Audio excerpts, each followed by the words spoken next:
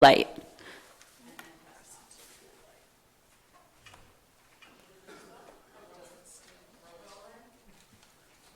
Call to order.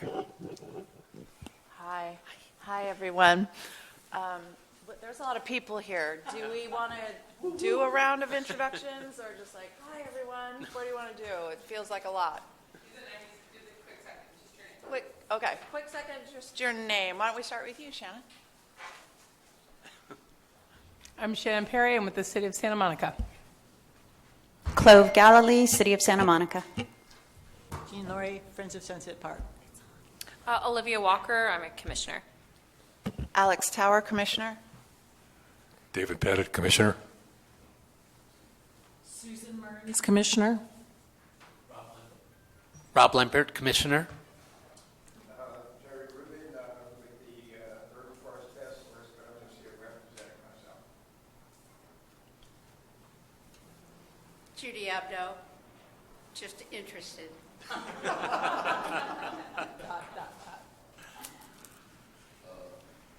we interested public issues? Chris, do you have some back there? Go. Chris Bishop, City of Santa Monica. Tony Lopez, City of Santa Monica. Kimber Sheen, City of Santa Monica. And of course, Sasaki. Matthew Millen here to speak on item number 1, public items not on the agenda. Michael Brodsky, on the board of Santa Monica Airport Park Foundation. Chris Gutierrez, the Community Gardeners League. T. Wainwright, City of Santa Monica. Devin Cipher, here as a resident, also on the unmuted columnist for Santa Monica Daily Press. Kimmy Graham, I'm the one that brought the mics for you. I don't have a mic to talk on, so when you do speak, if you're speaking during public speaking, if you'll go up to that mic up there and just turn it on and start speaking, we will be able to hear you and record you. And this is my coworker Danielle, and she'll let you know if you aren't being heard properly. That's all we want out of life, right? Just be heard. I wanted to just let everyone know that the reason for the mics is to allow us to record the meetings. And so it's an accessibility option that just makes our meetings more accessible. So I know it will take some time and getting used to, but if everyone can just do your best, we'll learn together. Thank you, Shannon. How am I doing? Thank you so You much. are modeling excellent. Okay, so we are on item 1, which is public input on non-agenda items. When you do speak, if you could go up to the microphone that's on the black box over there and press the button till the blue light comes on and do your thing, that would be awesome. Thank you. Is there anybody who has something to say? Okay, go ahead, Jerry. Oh, you can do it there, of course, of course. I'm also going to remind you that you have to hold down the button. I'll open with a few. Oh, no, you don't. Can As you long hear? as the blue is on, you're good.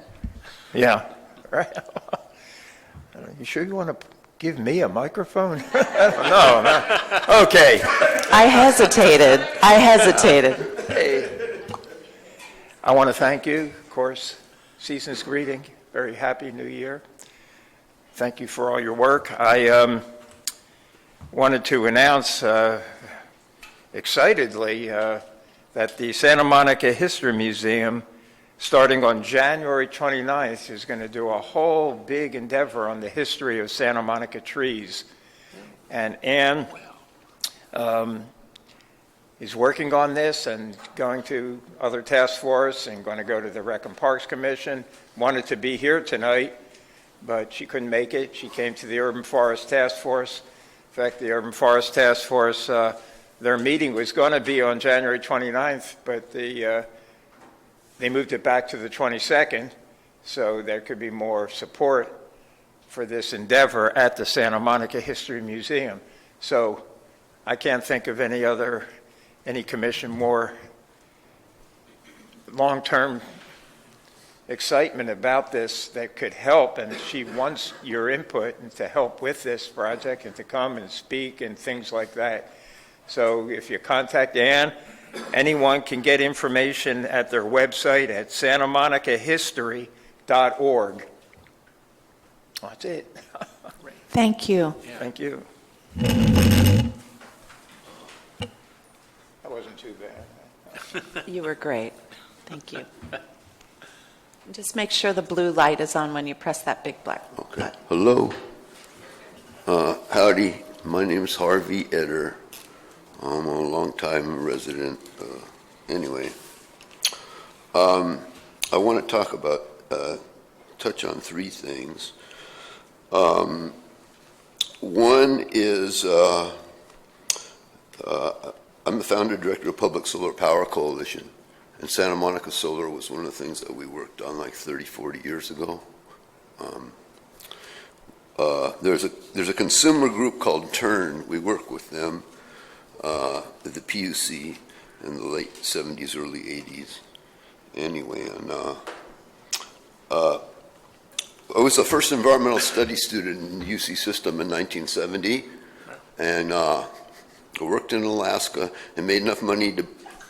We got a living Christmas tree in the White House. They just formed EPA, and Ruckelshaus House was the first head. So we give it to the Nixon White House, a living Christmas tree. It was a 20-25% blue-green spruce, cost a couple $100, came from a nursery in Virginia. We gave him for Christmas a brick to put in his toilet to displace water, for instance. Okay. Didn't go to the White House. It was planted and accepted in a home for homeless children in D.C. Now there is now 100-year history. There's a tree from Alaska it's out there, out of the Tongass, out of Wrangell District, 80-foot spruce, and they said something. They had it on C-SPAN, and they said something about a root ball, about a quarter of it. It was an 80-foot tree. Anyway,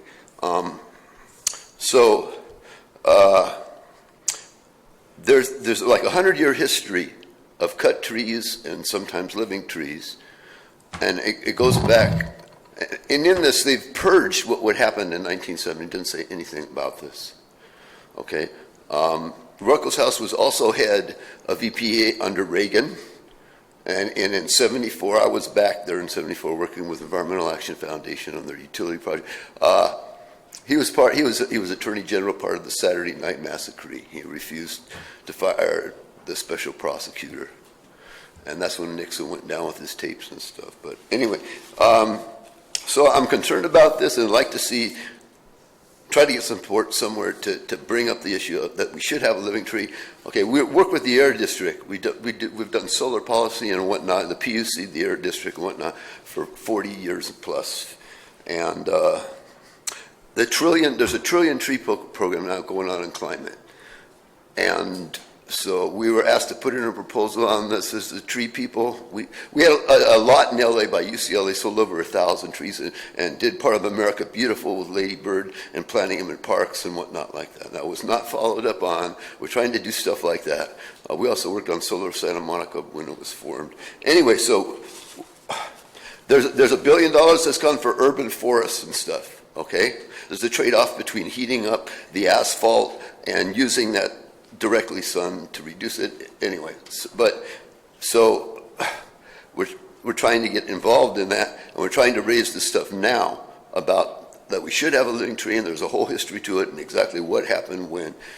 There's the Arboretum people and there's the Forest Service, the cut versus, and so anyway, it's kind of a hodgepodge, but I think it's important and it's educational, and this goes to Davos too. So we were asked to they put in $500,000 and they got $500,000 from the district about 10 years that we dealt with Dr. Burke, who managed Muhammad Ali for 50 years, and his wife was the first black congresswoman from the West, etc. on Metro. Okay, so he retired recently. We put in a proposal. Nothing went with it, and now these guys, Salesforce and one that's going bankrupt, and we work for $10 and $50 billion. I'm sorry, I need to stop you. It's been over 3 minutes. Oh, okay. So, well, I've got some. So you're interested in a living tree? Yeah, and I'm Okay. interested in toxics, that PM 2.5 is not listed as a toxic, and they've got 11, 11, and 1121 for the air district that they're about for ports and all this. It's in the papers recently, and it has to be listed as a toxic.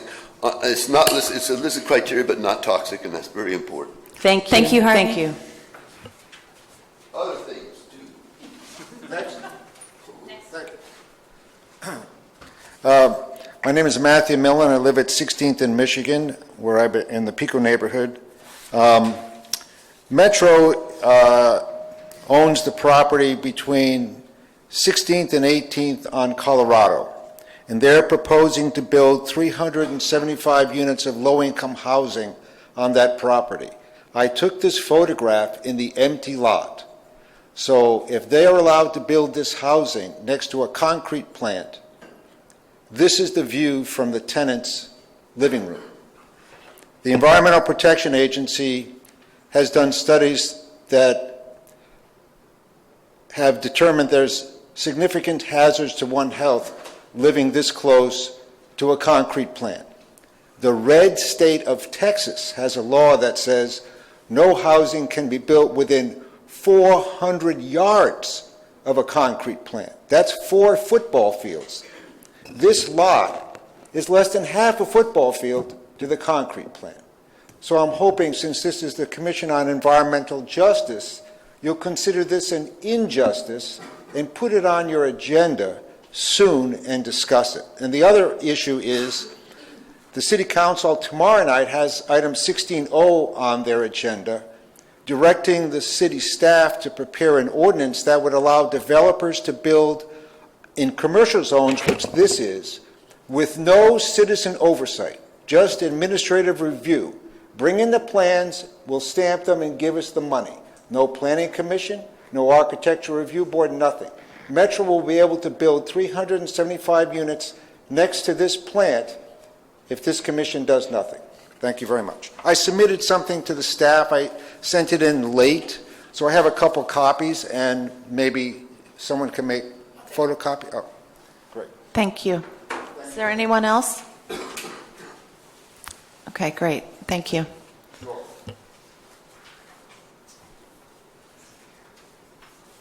Moving on to item 2, public input from special agenda items.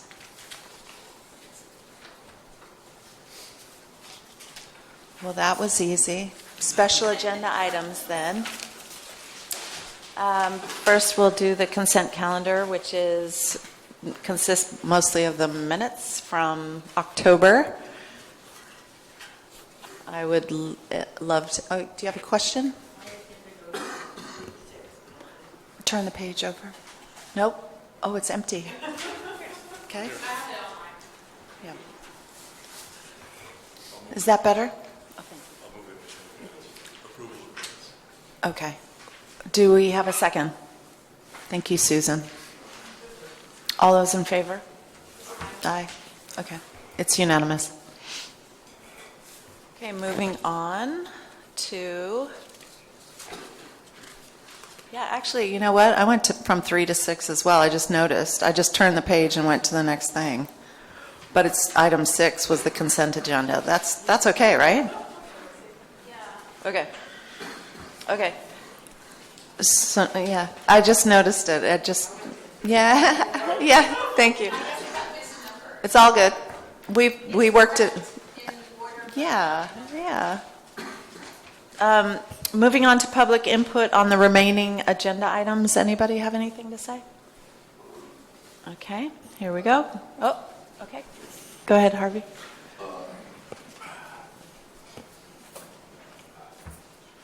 Hello, being heard. My name's Harvey Eder. I'm talking for myself, Public Solar Power Coalition, etc. In reference to the airport, there's a lot of land out there. Whatever's done under there. One thing's being ignored is solar thermal. They're looking at photovoltaics. The Israelis built 40 years ago 350 megawatts of solar thermal out by Daggett and stuff where the power tower was built. The thermal is a fraction of the cost of electric for batteries. Okay, now what they're pushing is carbon capture and whatnot. So there's whatever's built out there up top, we could put solar on top of it, but we could use the land to heat it up. There's 52, Drake's Landing, 52 units up in Canada, Calgary. They heat with flat plate collectors, heat in the ground. They've done it for 20 years. 100% of the heat year round is 2030 below zero up there. So this basic technology can be made into hybrids with district heating and integrated heating, cooling, and air conditioning. Also, that to keep away from heat pumps, and there's a big problem. Y'all got a contract with some people that you made. It was in the back page of the paper. We want to find out what that's all about. They're pushing heat pumps and they're putting down solar, and solar thermal was developed here 150 years ago. We got the gas company wiped it out 100 years ago. Can't let it happen again.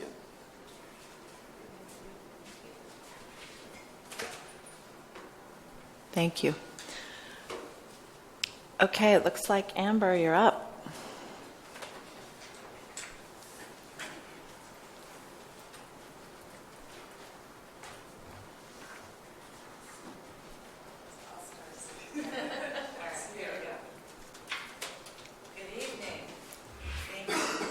Thank you. Still learning along with everyone else. Thank you for having us, commissioners and public members who are here. My name is Amber Rasheen. I'm a principal design and planning manager with Public Works.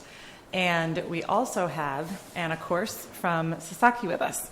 We're going to take you through a little bit. I know we've been here before and we've gone through sort of a deeper dive on the phase 1 engagement strategies. Tonight is going to really dig into the 2A strategies that have led to the draft guiding principles. So we're coming before you to get any comments that you have on them. Hopefully you've seen them before, or they're on the website now, so hopefully you've all gotten that e-blast at least once. But we'll take you through kind of each one in a quick fashion because they are wordy. And then we'll have time at the end for comments as well. And we'll recap a little bit about how the phase 2 community event went. And so with that, I will hand it over to Anna. Great. Thank you, everyone. I see a lot of familiar faces, which is wonderful. I'm Anna Korse. I'm a landscape architect principal. I also serve as chair of landscape architecture, civil engineering, and ecology at Sasaki. So I'm honored to be here presenting to you all tonight. Amber is going to try to read my mind and when I need to go to the next slide since I can't be at my podium. Look at that. Success already. Excuse me.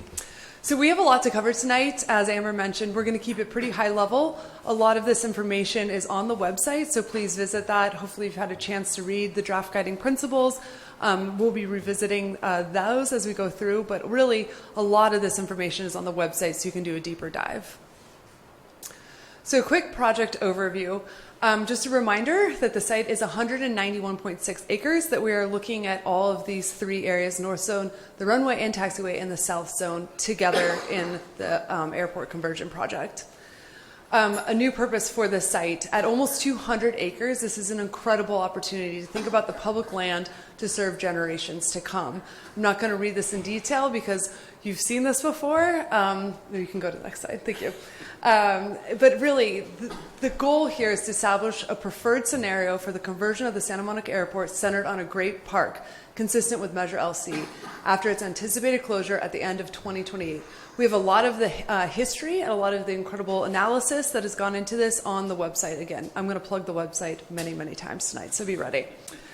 We'll amplify your plug by sending it out to members tomorrow, so rest assured. Thank you. Where are we? We're in phase 2, coming to the end of phase 2, and then I'll mention a little bit more of where we're headed with phase 3. Phase 1 had an incredible outreach with community workshop, pop-up events. We had over 14,000 people visit the project website. See, I'm saying it again.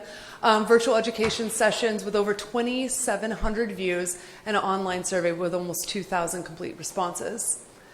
And this was really important for us to start to understand kind of the hopes and fears from the community, really around prioritizing parks and recreation needs, passive and nature park, thinking about non-LC land uses in the sense of history were all really part of the hopes. The fears that the airport won't close, traffic and congestion, both with the future uses but also during construction, development concerns, environmental concerns with current contamination and also future construction, and then unhoused and safety. So that, as part of the first phase, really led us into the second phase of engagement, and that was really in two parts. We have Survey 2A, which is closed, but that was really about collecting community preferences and priorities. We had more pop-up events, building commissions meetings, community conversations that have led us to the draft guiding principles. So phase 2 engagement. As I mentioned, we had more pop-up events. The phase survey 2A was open and completed, and then right now we have the online survey 2B, which won't close until January 5th. So please take that survey if you have not yet. We also have the next virtual education session around site opportunities and sustainability, and then community conversations and the community event, as well as what we're doing here today with boards and commissions meetings. The third virtual education session was really around sustainabilities and the opportunities and constraints. We've already had over 1,000 people visit and view this virtual education session since being posted on December 8th. So it's incredible viewership. We also had community conversations, so 20 small group discussions with over 370 participants. This has been extremely important because it's been kind of a qualitative view and getting additional feedback from voices that we might not have heard at the larger community open house or surveys. And it's great to see what they are excited about around the park, around open space, but also the needs and the concerns that this community has. It's also allowed us to really dive in and learn a little bit more from some of these community members. I wanted to highlight one that was really great. The Ethiopian community came together and said how great it would be to have a community center where they can share their culture and kind of values with the larger Santa Monica community. And that's a voice that we really probably wouldn't have had without the community conversation. So it's really great to layer those in together. So phase 2A, as I mentioned, that closed. The 12/7 was the launch of survey 2B. And this was really about questions around the draft guiding principles, which is where we're headed today. So 2A, I just want to have a couple highlights from that survey. We had over 6,000 total response counts. If anyone here took it, you know it wasn't short. It was very long. And so we're actually really excited to see that completion rate, and even partial responses were all taken into consideration. It was also great that we had almost 48% of individuals that hadn't been involved in the project in the previous phase. So this means we're starting to reach new people, getting more people interested in the project. We also saw from a lot of different zip codes, but really the ones around Santa Monica were really, really important, and we were able to really look at those. And then we were able to actually digest that a little bit more and found that over 50% were done by residents that have lived in Santa Monica for over 11 years. One thing when we do community engagement is we like to constantly evaluate how we're doing. So we went back and looked at the demographics, and we want to just point out that we are trending a little bit older and we were trending a little bit whiter, which is why the community conversations were such an important part of this community engagement effort to ensure that we're getting multiple voices in the conversations. So I expect you to be able to read all of this. I'm just kidding. So we wanted to look at potential project uses based on that Survey 2A results. And what you'll kind of see is as themes and colors, and what's reading as yellow is really around passive recreation. So that rose to the top as one of the main uses, but not too far behind was active uses. And we looked at this as most liked and also least liked. So top 10 land uses were park or park supporting land uses. Of the top 15 land uses per Measure LC, 83% would not require a ballot measure, and 17% would.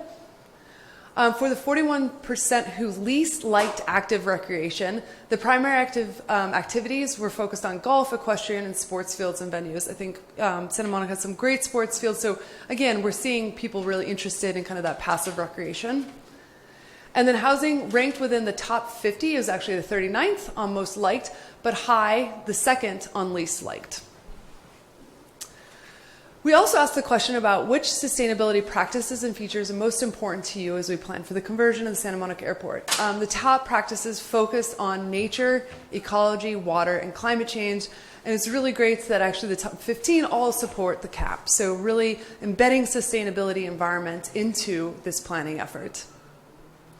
I also wanted to point out that this really is supported by our opportunities and constraints. And so Sasaki's done a deep dive in looking at climate change, shifting ecologies, and the role that this site can play for the future environmental uses and ecologies on site. And we're also thinking about carbon and actually using a tool called Carbon Conscious, which was really authored by the project manager for this project, Chris Hardy, and thinking about how the decisions we make can actually make this a carbon positive site. We wanted to ask the question, what will increase your support for a plan for the future of Santa Monica Airport? And top, where practice is focused on nature, recreation, sustainability, and community. It's definitely a theme that's starting to come out. And then we also wanted to ask, how do people want to feel after the closure? And what's really amazing is that the top response is safe. And what that really tells us is people need to feel safe for them to feel comfortable, curious, relaxed, joyful, active. So that's something we'll be taking into consideration. So some of the takeaways from the survey, there's a lot here, but just a couple to highlight that the youth opinion matters. To make sure that we're getting the feedback from the youth, the future generations. There's slightly more support for passive recreation, but active was also up there as well. Balance neighborhood amenities with destination activities. Explore public-private partnerships around funding. Extending non-aviation leases beyond 2028. Adaptively reuse existing buildings and structures. And then airport should continue to play a part of resiliency. You're fine. That's fine. And first responders' presence. All right, so all of that engagement has led to the draft guiding principles and our big community event that we had. Hopefully, I know a lot of you were there. I unfortunately was not. I got very sick. So, but I was able to debrief and saw some of the incredible photos. And we had over 400 people sign in. And we're guessing around 800 people came to the community event. And I have to say, in my career, that's one of the highest community participation events I have ever seen. So congratulations, Santa Monica. That's incredible. So the project mission is the Santa Monica Airport Conversion Project is a once-in-a-lifetime planning effort for the Santa Monica to create a preferred scenario centered on a great park consistent with Measure LC. The future scenario will enhance connections to the rest of the city, create quality public realm, and increase the quality of life for residents, workers, and visitors of Santa Monica. So in order to do that, we have developed guiding principles. So guiding principles are value statements, and they're going to be used to really determine definitions of success. So as we start to develop the scenarios, we're going to come back to those guiding principles to ensure that we're successful. And each guiding principle has a thesis, a description, and a key goal. So we have 5 draft guiding principles. Again, these are on the website. Hopefully you've had time to read them, digest them. If not, you can go there, get the email that will be sent out, and read them in more detail. But 1, start with nature. Start with nature. This is about the natural environment and the airport's land's ability to regenerate species and build community resiliency. We want to think about rewilding spaces, climate resilience, and creating sustainable stewardship. The goals are to be immersed in nature, to have habitat creation, to enhance park and public open spaces in Santa Monica, to use green infrastructure to showcase the ecosystem services that can be on this site, and really to think about the project's landscape should only be used for reclaimed water for irrigation, and designers will prioritize drought-resilient and adaptive low-water use planting and indigenous planting strategies. I wanted to highlight that since we're at the sustainability environmental board and commission meeting.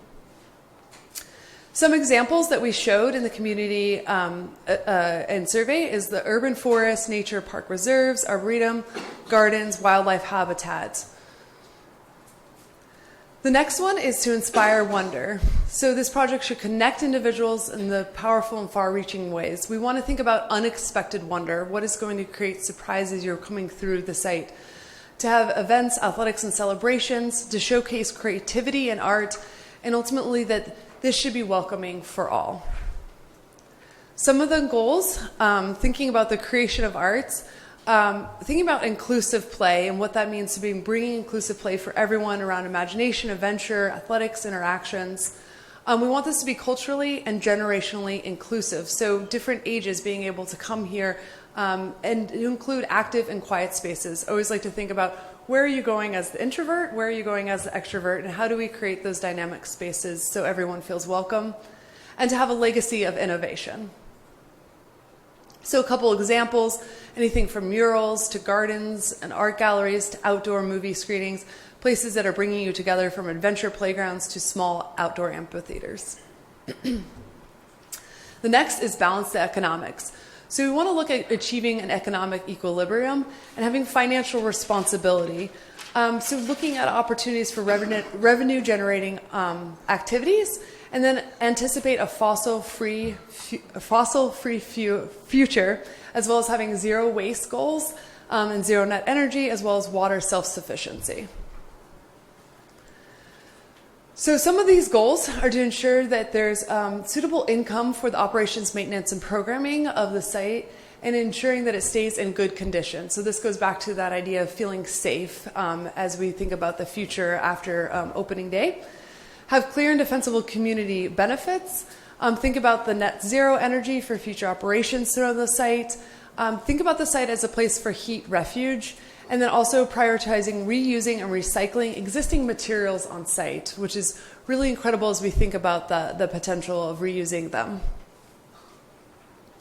Some of these examples are outdoor amphitheater large, food hall, food truck spaces, maybe small cafe, indoor sports, family-friendly beer gardens are all part of different ways to think about this, balancing economics. Amplifying versatility is our guiding principle number 4.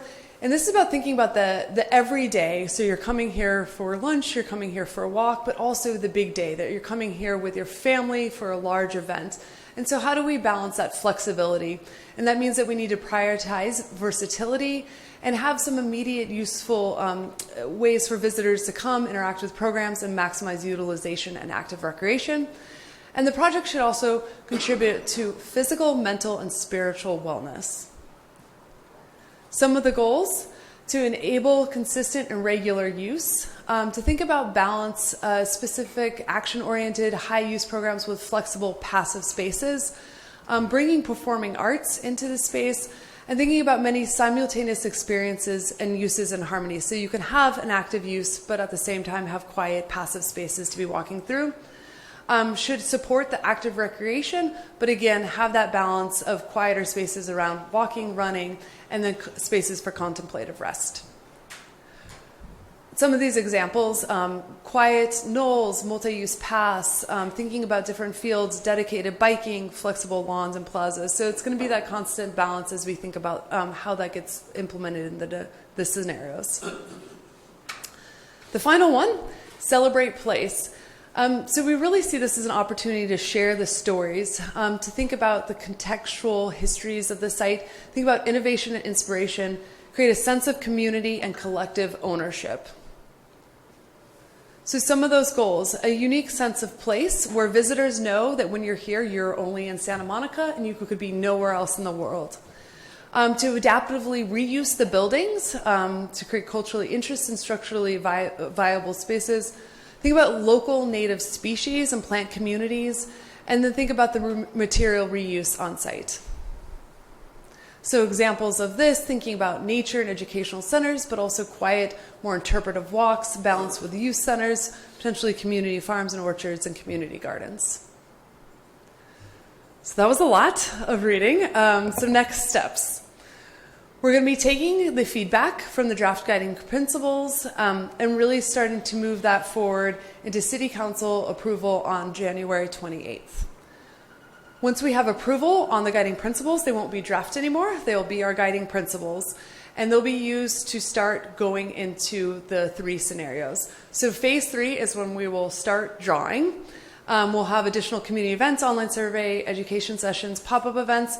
That is going to lead us to a preferred scenario, again, with outreach going to the community, online survey, education sessions, council meeting, and board and commissions. And also, we'll start getting into more details around phasing and also cost estimates. One more time, the website, here it is. It's so beautiful. I know you want to go there and look at the Phase 2B survey. You can also go to the Balance Builder game, which is the game that you saw the children playing in the community open house. and take the survey, learn. We have all the virtual education sessions up there, as well as the history. That, do you have any questions?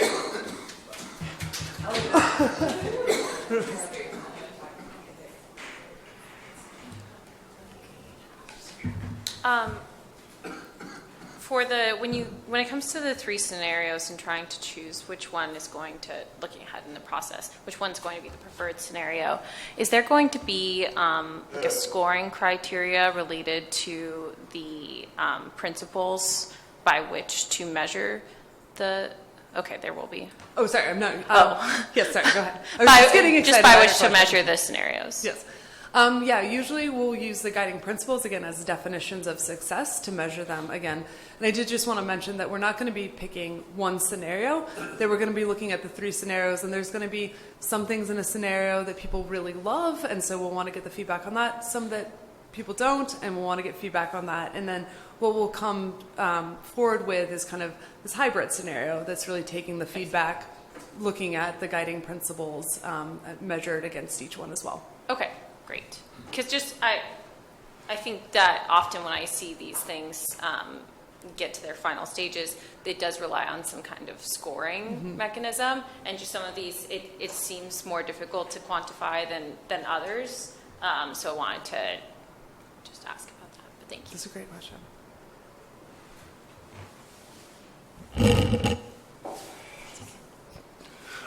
Hi, do you anticipate having to go to the electorate for financing of any kind, either the capital stage or operating and maintenance?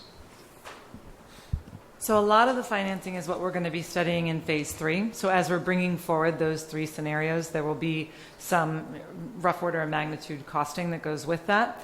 That was something that came through in the 2A survey and is something that comes through in the card game, is we did ask a lot of options. Should we consider this option or that option, right? There's public-private partnerships. There was an in lieu fee thrown out there. There was even like, should we sell land? So far, that one's like, absolutely not. So that's good. But that was a trick. We were testing everyone. No. But we put a lot of different options out to see what people thought would be reasonable for us to explore. And that's one of those things that as we get into phase 3, we'll be looking for how big, what are we doing, what do we need, and then what are the reasonable sources for us to go to look for funding, right? Normally we would have said the federal level. Not sure that's going to happen for California for the next 4 years. But at the state level, the regional, right, this is going to be a regional park. So we've been in conversations with the state parks as well as LA County parks just to say, hey, we're looking at this type of thing so that we're on their radar as that we all start planning. So we are in conversation with some of our larger entities as well.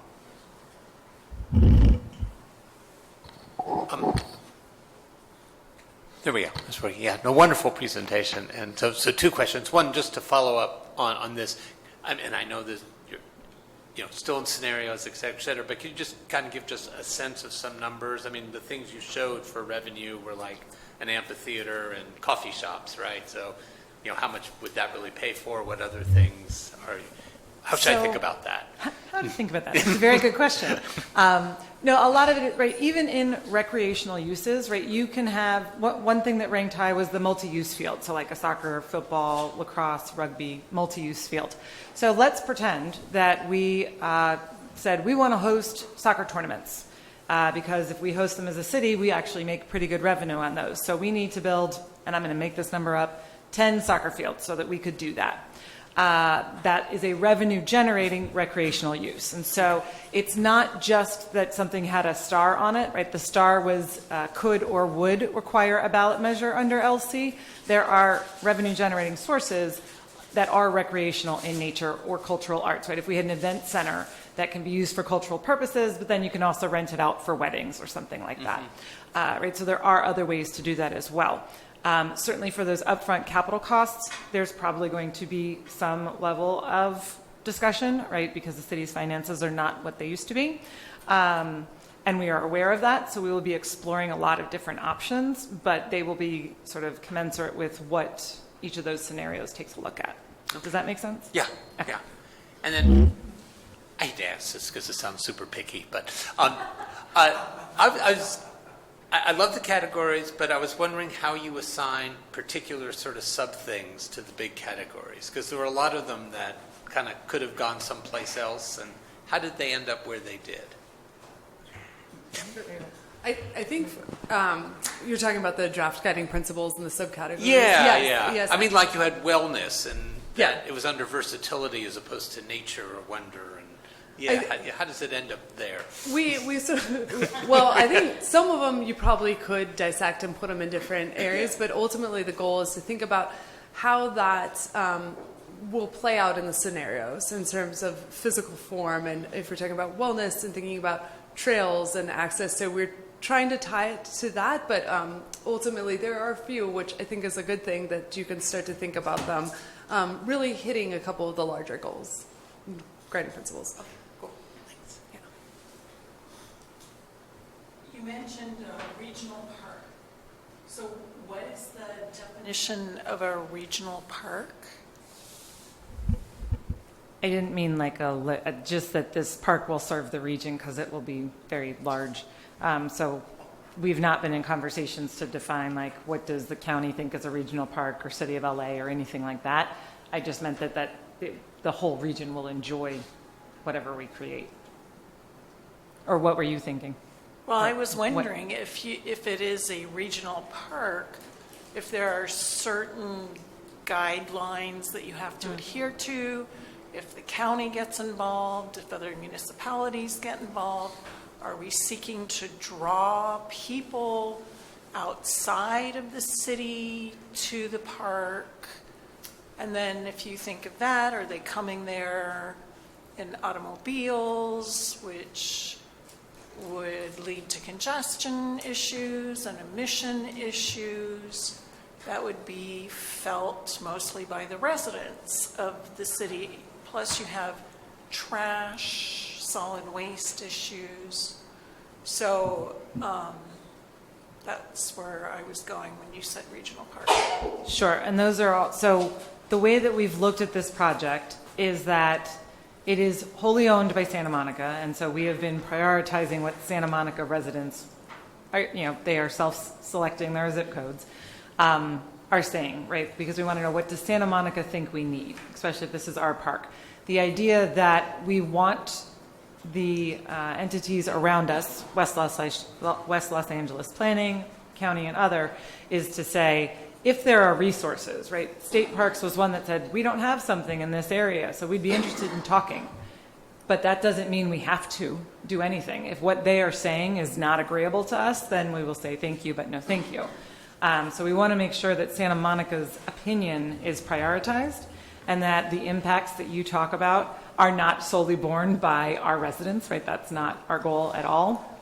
It's just when you look at the 192 acres, right? Somebody, especially because two borders are in West Los Angeles, right? Mar Vista is literally on the other side of the fence. They're going to show up. But it would not be something necessarily that like we plan on promoting regionally and saying like, hey, anyone in Los Angeles, come to our park. It's more that just sheer size of it, it will get people from other places, but we're prioritizing what Santa Monicans think it should be. So when you mentioned the state park system has contacted you, so what was their suggestion?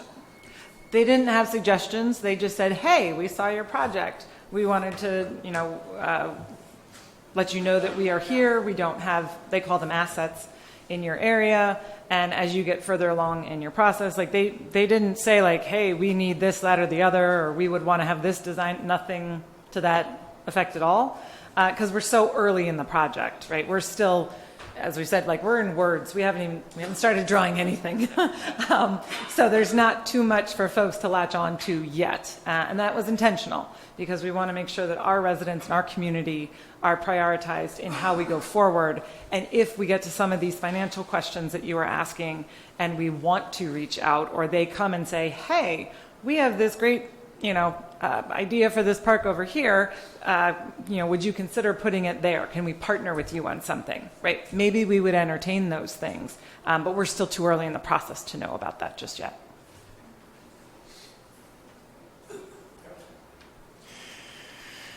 Well, Certainly, like Santa Monica is, I can imagine we wouldn't be welcoming to everyone from all over the country, all over the world, like we do.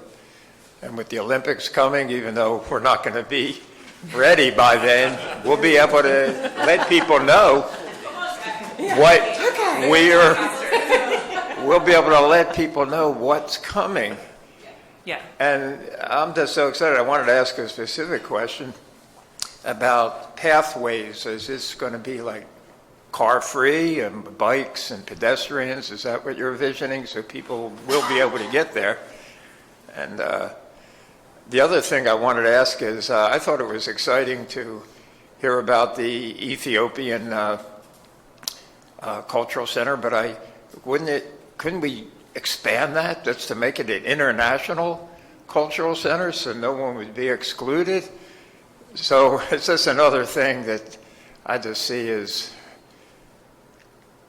locally and globally. Yeah, I love that. And that is one, it was just because of the community conversations, right? That was where that one particularly came out. But there were a number of folks that talked about cultural centers and things, and that's where that, celebrate this place is really about people that were here long before all of us, as well as currently and our future generations. And our, the airport has been a history of inspiration and innovation, right? We don't want to lose that, even while closing a runway. So I love those ideas, and yeah, we will continue to evolve. And that's, on these, really what we're wondering is, did we miss anything? Was there anything that as you were reading through or listening to Anna, like, should we add something? Should we take something away? Do you need to spend a lot more time with it, which is also fine. And the survey is also a way to provide feedback as well, because the survey 2B really mimics that community event and goes through each one of these draft guiding principles just like Anna did, but you get to respond to each bullet point. You can add comments at the bottom about this, that, or the other. Do you agree with the overall statement?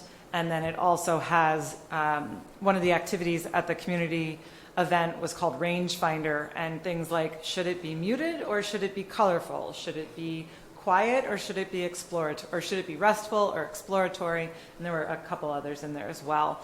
And then the card game is really really about the uses and the beginning to the conversation about trade-offs with finances. So that's where that comes in. And you asked specifically about how is it designed in car-free, or that, I don't know if you want to talk more about like what we found in the different things, but yes. Again, as we're doing the analysis, I think it's going to be a priority with all the goals and talking about how do we be as sustainable, how do we ensure that we're encouraging non-vehicular use. So we did a lot of analysis on just biking and walking and transit. I was fortunate to take a wonderful bike tour around Santa Monica, and it's extremely bikeable, which is amazing. So we're going to be embedding that in. So all the access will be considered as we get into the scenarios.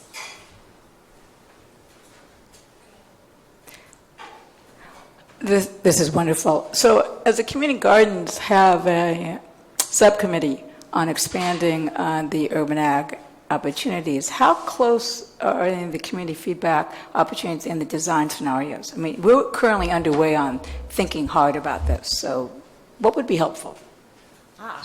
Love that. I think, right, there's certainly, like we were at the Urban Forest Task Force, if it's appropriate to get direct feedback from that group of folks, we would be happy to present to you as well and have a conversation.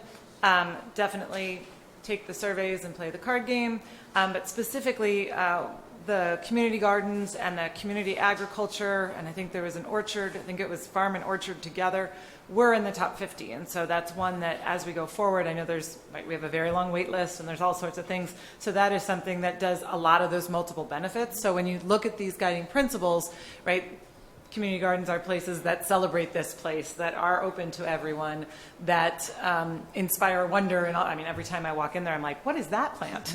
Or even just walk by, right? And it certainly has a strong connection to nature. And so it is a use that as you were talking about, like, is there a rubric or a matrix of does a use hit all of these categories, right? Community gardens is definitely one of those that raised up high and does hit a lot of them. But are you actually looking from us particular design suggestions? I mean, is it that As we get detailed into that you three. want, right? Because we could do that. As we get into the phase 3 with the scenarios, absolutely, and especially as we get into a preferred scenario, that's when we're going to get really detailed in kind of our design and looking at the actual sizes and what do you need, what is going to be most beneficial to communities. So absolutely. Phase 3 is the fun one, and we've had a lot of folks like, oh, well, what about this and that? And it's like, I promise in phase 3, like, we're still on words. We're going to get to show. But you're going to get a lot from us on 3. And in phase 3, just in case it wasn't immediately apparent, but there's community engagement like what we are doing now. So a big community meeting, different pop-up meetings, going to boards and commissions, right, and working through the different scenarios in a variety of different manners for the 3A, which is the 3 scenarios, and then also in 3B. And so there's going to be multiple points that we engage with the community, and we hope that we'll keep up the really robust numbers that we're seeing. Judy?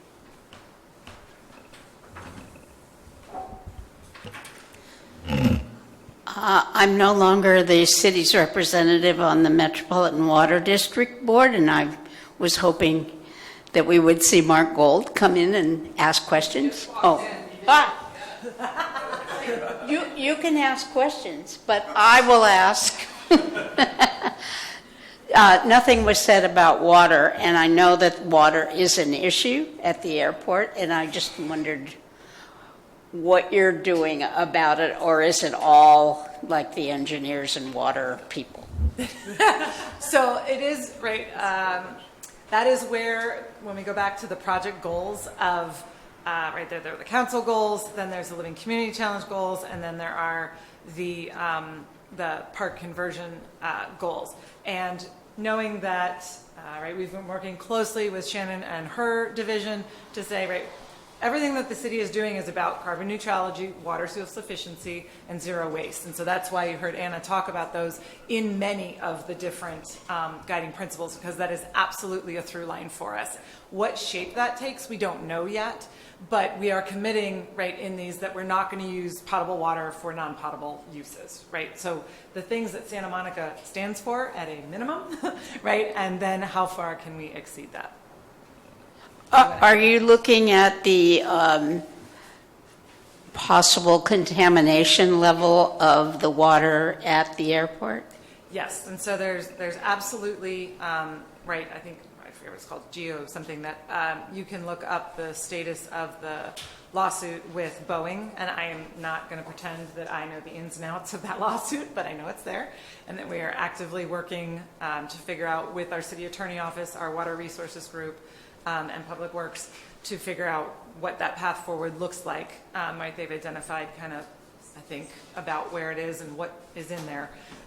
We have also, as part of this project, done some additional sampling in that top three foot, I think as much as 5 foot, of soil and things to see what level of contamination are we dealing with in the growing zone, because that's going to be very different than what is deep in the Boeing contamination. And so we don't have that report back yet. They just did the sampling, I think it was last month. And so, but that is something that will feed into in phase 3 when we start to draw. If we find that there is a large area that's contaminated and it's going to take 10 years to clean up, we don't want to put something that we want day one on that land. And so that absolutely will feed in. I don't know if you want to add. And we have a lot of history at my firm, Sasaki, and working on projects that have contamination. I led a project in Lakeland, Florida that was an old rail yard that had arsenic that had been a brownfield for 40 years. And so depending on the type of contamination, we can come up with design strategies for that particular contamination. Arsenic doesn't actually migrate into water, so we were actually able to look at capturing the arsenic and creating capped hills, so it actually became part of a public amenity in the park. So we'll definitely be evaluating that as we get the results back and thinking about creative solutions, so we're not just making it somebody else's issue, that we can actually try and solve those challenges on the site creatively. Now, Mark. Mark, come to a mic. Come to a mic, please. We're now mic'd up, that's all.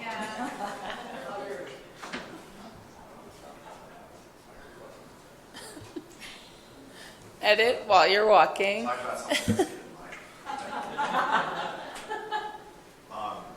Just to follow up on that discussion, I know, remember when I was back on here, we asked this, I don't know, every time I was here on this, on what was the status, whether you're doing a phase one, and whether there was going to be a phase one response. And it's just based on my experience having sat on the Prop O committee for City of LA for 15 plus years. And, you know, you gave an example, there was a metro rail car place where the South LA Wetlands Park was built, which is a great project.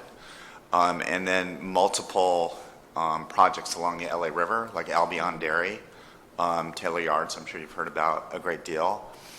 And what's ended up happening is just the price of those projects literally doubled because the amount of, it wasn't even soil cleanup, it was just like, we got to get the soil the heck out of there and put it in a class 1 landfill, which just is really expensive. And you can imagine at the airport with all the aircraft manufacturing, leaded gasoline, all those other sorts of things. It's not a matter of if, it's just a matter of how much, you know, and how deep it is, and if it's in the groundwater. Is it just soil contamination, those sorts of things.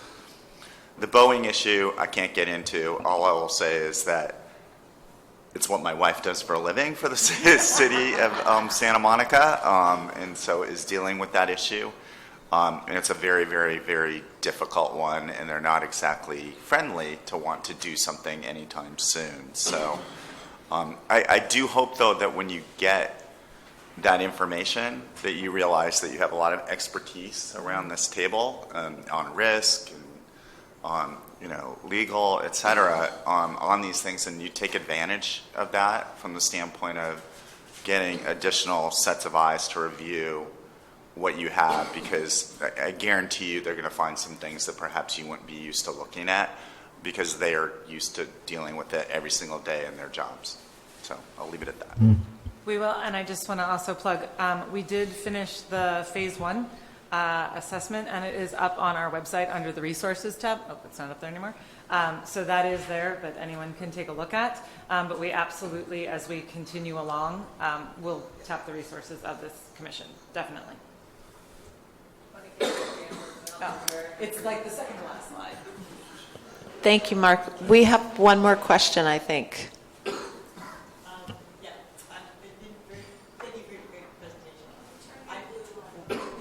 Sorry, I thought of that before, but not when I was speaking.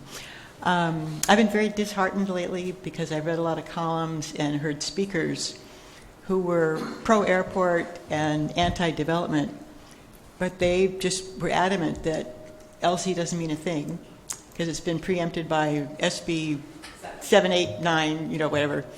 And the Weeder in Sacramento and all this development lobby are pushing for housing because they're going to make money.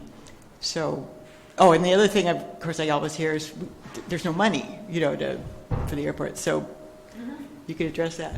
Sure.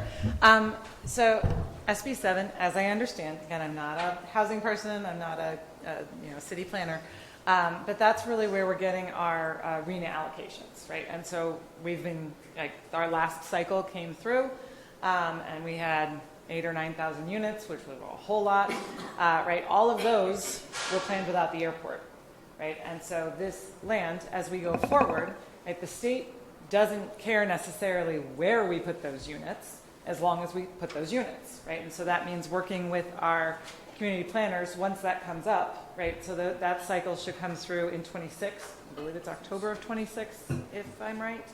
And we will absolutely have to take a look at that. But it doesn't mean the state comes in and says, you put it there because I said so. It is, you put it in Santa Monica because I said so. but it doesn't mean that it preempts it. So there is, right, with so many things that are out there, right, I saw some post that was like, oh, I'm so excited to have 12,000 units of housing at the airport. And I was like, huh? Right, so there's a lot of people saying a lot of different things. And there's a kernel of truth in that the state will come down and say, here's your next allocation, but we get to choose where that goes. As long as we do that, we get to choose where it goes. It's when we don't choose where it goes that's where you see these builder remedy projects and other things like the gentleman was talking about with this. And And so that's part of it. Then the finances are they're a big concern. And that is one, right, we cannot close the airport unless we do an EIR report, because the state says so, and we can't do an EIR report unless we know what we're doing. And so that's why we're doing this project, is to get to what should it become, and then we can study it under CEQA, and then we can vote to close the airport and certify CEQA and do the things that we need to do. And that's why one of the guiding principles is balance economics. It's not something that we can ignore. We need to be very mindful of it. It probably means that we were going to be building this park for a while, right? This project is going to take decades for full build out, but we are very mindful about planning for those day one activations, year 5, year 10, right? And how do we incrementally build to what that full dream is as financing and financials are available. And so it's very top of mind. It's just hard to price something when we don't know what it is yet. So that's why you'll see it come in. If you watched virtual education session 2, it was pretty strong in there. It was talked about in 1. In 3, it comes up as well, and you'll start to see actual more numbers come in phase 3. Does that make sense? Sure. Do you want to add anything? No, I think that's great. Going back to maybe just the one question earlier about, cafe, how much would that actually make in revenue? But we will be evaluating these different opportunities for revenue generation, and we have projects that generate $4 million to offset operations and maintenance, and so that'll be part of our kind of plan as we look forward to the cost of not just the construction and capital, but also to operate and maintain. And program. And program. I always add that in there because I'm like, you need to program it as well. Thank you both. That was really good. Great. Really enjoyed it. Thanks. Okay, I know we have other stuff to do. Do you have a quick question? Well, question and comment. Can you go to the mic, please?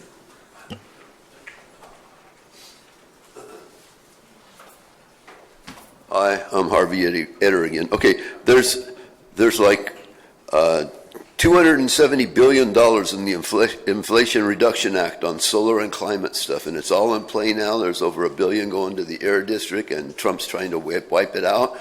They're trying to wipe out Trump on 14th Amendment, Section 3. Our Supreme Court overturned Colorado's Supreme Court. They weren't going to let him on the ballot. That's still in play. Sorry. Anyway, What's your question? Also, the tax credits. There's low-income tax credits that are 70 to 90%. There's solar tax credits. This can be bought and sold and leveraged to finance this stuff. All right. Thank you. And home equity, they want to put in 395 units. Okay, covering by reference, economist Piketty from 14, the capital in the 21st century, capital that 2/3 of the country see no increase in income or equity in the last 50 years. The democracy's failing. This is what we got to deal with right now here. Thank you. And from Berkeley, Okay, we're going to move on to 19th Street Garden update with Teague.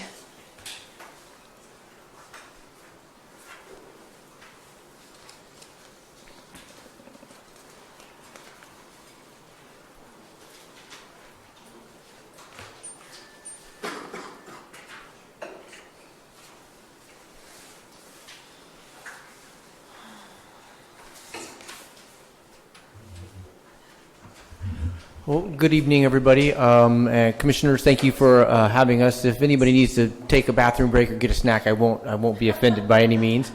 My name's Teague Waybright. I am the Community Gardens Program Coordinator for the City of Santa Monica. Know many of you, and obviously my colleagues sitting over there against the wall. Very excited about the airport coming through. We also are going to be talking today about a lot of what they mentioned about connecting with nature and about unique spaces and about building community through a project that we'll be developing in the very, very near future called the 19th Street Community Farm. The full working name is really the 19th Street Community Farm and Wellness Garden. We're going to give a presentation to you that is really talking about the final design. We've been to this commission previously to talk about phase 1, but at the end of the meeting, we will get out this presentation as well as some questions that we'd love for your input on tomorrow when that email comes out, right, Clove? So just some quick background on, just some quick, just some quick background on the Community Garden Program.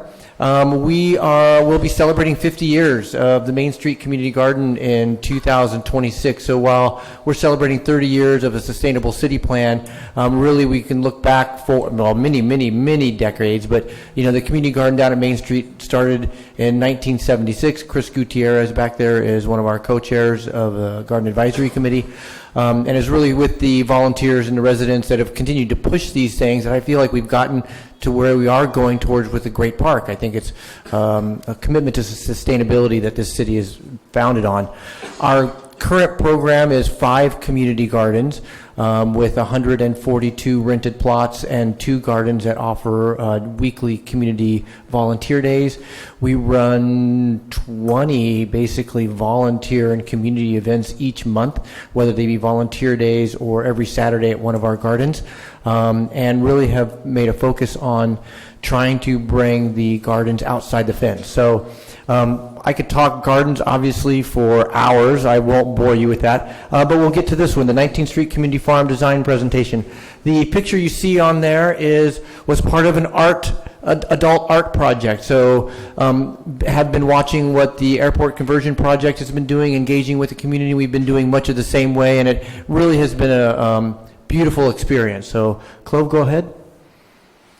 Just to kind of touch base with where we are, the site is on 19th Street, so the yellow box down on the left-hand side, just north of Santa Monica College off of Pico Boulevard. That large building there with the solar arrays on top is the newest CCSM building that was open.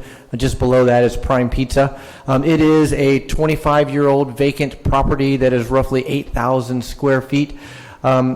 Because the funding for this project is coming from Community Development Block Grant Fund, CDBG, through the Housing and Urban Development, we've divided it up into 2 phases due to allow us to have funding cycles for a different couple of years. The site currently has no water, no electricity. The fences are in terrible shape. There's 8 to 12 inches of gravel. The soil's not in fantastic shape. Sidewalks in disrepair. So there's some work that needs to be done for it to be a clean and accessible site.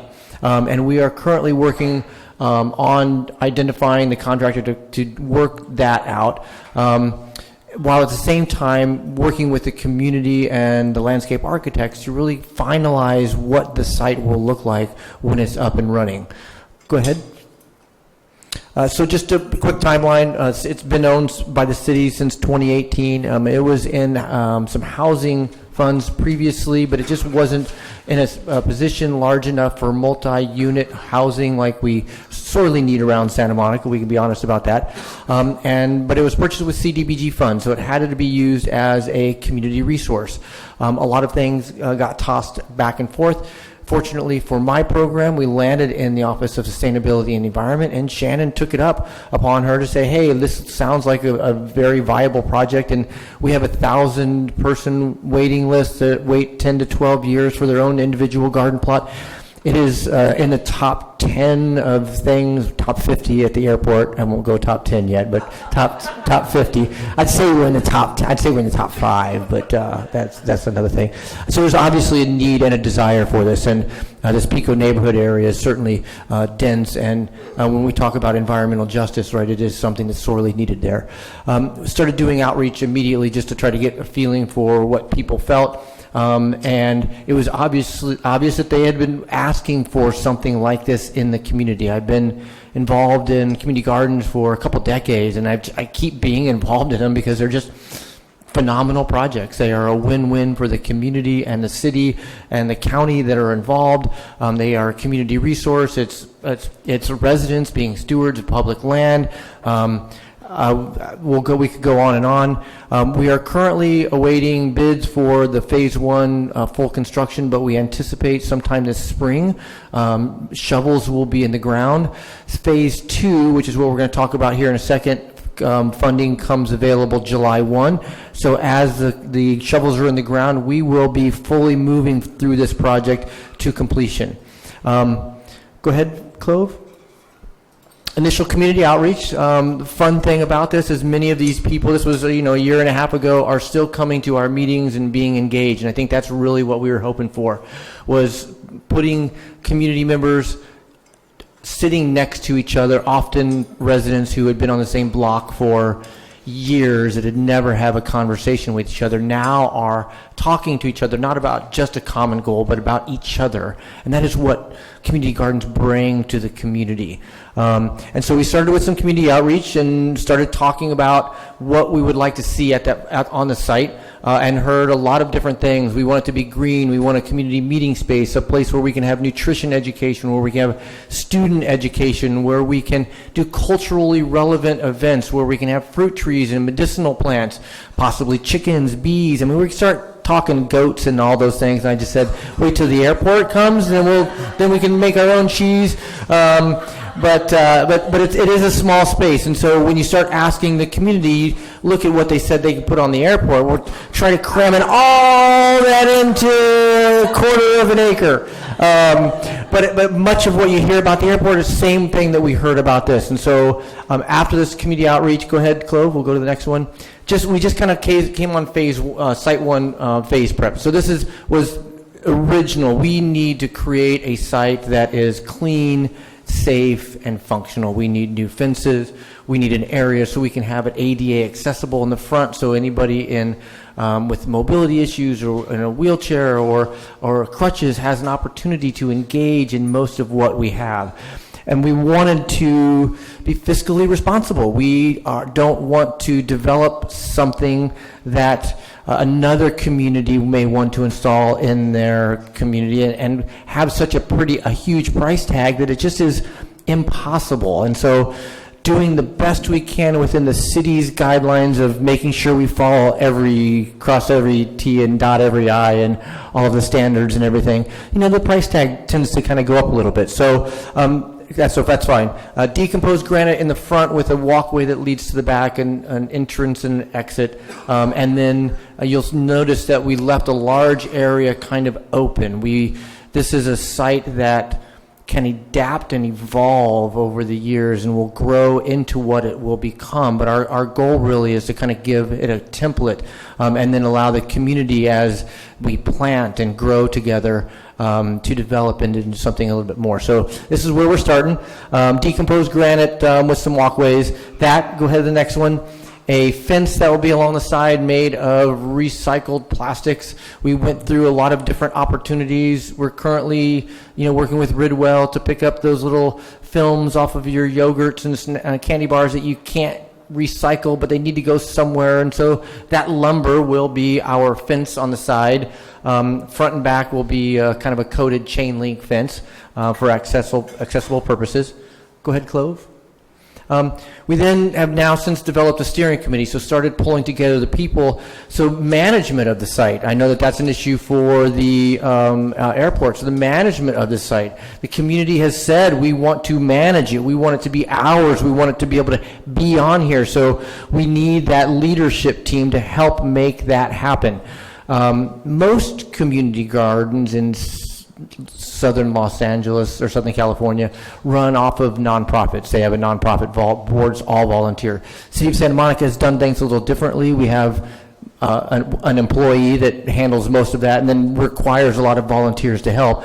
And so this will be a little bit of a different management system than we may have been used to, but we're comfortable and ready to make it happen. And many of the people, like I've said, have been with us for a little over a year already and have shown that interest and desire to be part of that team. Go ahead, Clove. So we have two designs. We wanted to come back to both the community and to you all with something that we knew was functional and a few opportunities to pick and choose where things were. But again, trying to stay within that realm of fiscal responsibility. They all have large areas of ground planting, an area along 18th Street so we can drop mulch and provide compost. There was a lot of talk about an ability to share produce outside the fence during non-open hours, so there will be some type of produce stand outside. Fruit trees, pollinator, medicinal, cultural plantings, and I think we really have, I would say, pretty much nailed it with what we've come in on. Go ahead, Clove. So there are a couple different things. Initially, as landscape architects do, when you say, make this look great, they made it look absolutely fantastic, but it was beyond what we were going to be able to provide to the community. So we really had to start scaling back a little bit to make it something that we knew we weren't over-promising and sincerely going to under-deliver. So we really are giving, community members some options on picking and choosing what they would like to see in the amenity area, which is a variety of different kind of planting rows, what type of seating they would like to see in the places, how big the raised garden beds were going to be, whether they felt chickens needed to be included, if we have a space for a greenhouse, is that something they thought they could manage? And again, all of these is the community, now not just do you like to see chickens because you want to have chickens running around, but are you willing to commit to that? Because it is a commitment we need to make sure have. And so we'll go ahead into the next one. And then so some of the feedback, again, talking about design options, whether you want chickens, talking about some fence heighting, and trying to just get what does everybody want to see on there. We knew pretty much going in that it was going to be, we'd like a little bit of A and we'd like a little bit of B. And so that's really kind of what we were hoping for. Go ahead. So we have a little bit of a better blow up, but you can see this option 1 has more of a vertical style in-ground planting. That back area along the winding area is very still open for kind of discussion. Where things are going to be planted, what type of medicinal plants, where the cultural plantings are going to be, we're not sure yet, but we have a large space, and so the next steps are really to kind of work with the community on that. Up in front, kind of on the bottom right-hand side, you'll see a little bit of a fan structure.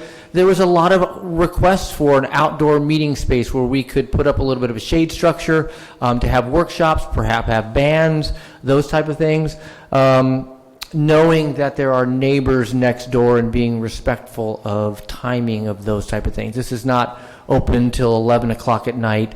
We have to work with that a little bit. But a meeting space, this one has type of more of a reclaimed log bench seating, and then raised garden beds up on the front. There would be a tool shed in here, drinking fountain, an outdoor sink to wash produce to make sure it gets ready, as well as a composting area kind of in the back. Go ahead, next. So this would be kind of option 2, and so the main differences are, you'll notice, is the way that the planting goes more lengthwise. Seating here, options are picnic tables. Do we want picnic tables? Do we want more raised garden beds that are smaller, so easier to get around? The other option was longer ones, so more growing space. And then just a few other changes into, do we want the compost bins also kind of closer to the front? Do we want the greenhouse on the right? Do we want the greenhouse on the left? The two options side by side. And I'll just, I guess, leave it at that and toss it out there. We have a little survey. We'll get to you all tomorrow, so I don't necessarily think, if you want to think about this a little bit, but top of your head, are there any thoughts on either one of them, ideas, suggestions, comments you'd like to share with us?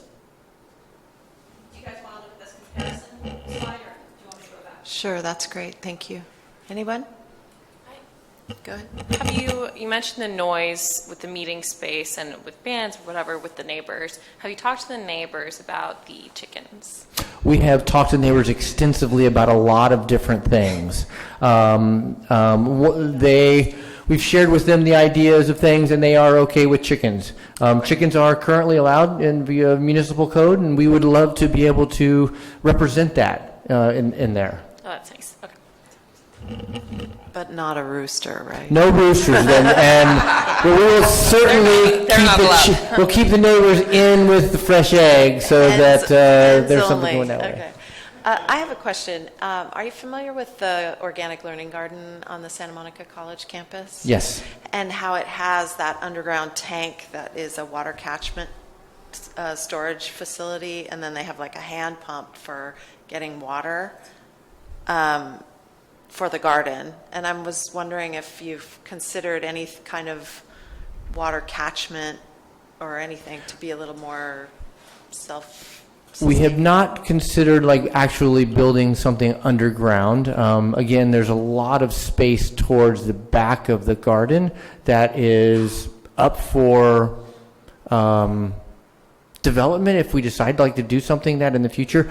On the rain shed and greenhouse, we will certainly have rain barrel catchment systems to capture water as a demonstration and to utilize for raised garden beds. And is it just an optical illusion, or do you get more growing beds in the lower plan? I think the lower plan would have less walkways and longer garden beds, so that would increase growing space. Yes. It's interesting because the upper one looks like the beds are longer and more sinuous, but okay. It's really going to be. I believe you. It's going to be well, I thought you meant. It's just really going to be determined on how wide your beds are, how much space you have between them. The fewer beds and the longer, the more growing space we'll have. Those are more of like directional. That is not exactly how it will be laid out just yet. So we're trying to get to a point where we agree that this will be the space, and then that backside we're working with some local urban farmers in that neighborhood to help kind of fine tune that backside. How many people will get to have a spot? So currently we do not plan on renting out the garden plots. It will be much like Ishihara Park and part of Marine Park. It will be operated as a more of a communal gardening or community farm with regular scheduled work days for people to come in under guidance of a couple garden managers. I understand it's a community garden, and I've been to the Main Street community garden and so forth, but each person has an area.